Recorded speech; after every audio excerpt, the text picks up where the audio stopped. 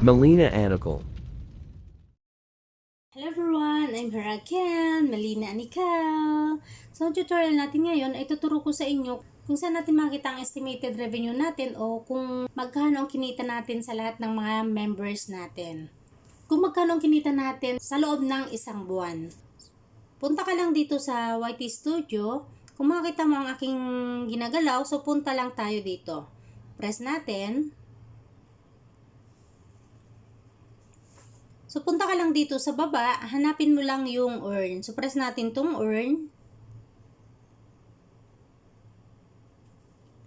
Scroll up mo lang, scroll up. Then, hanapin mo lang yung memberships. Then, buksan natin to, press mo lang tong manage. Press natin. So, kung makita nyo guys, andito yung ating estimated revenue. So, ito yung kinita natin sa ating mga members sa loob ng isang buwan. So, last 31 days. So, ang aking mga members ay kumita ako ng 4.84 US dollar.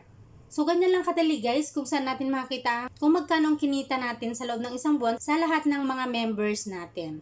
That's for today. I hope na nakatulong ako sa inyo sa tutorial ko na ito. Especially sa mga new beginners na hindi pa marunong kung saan natin makita kung magkano ang ating kinita sa ating mga members. Thanks for watching. God bless us all. Bye-bye!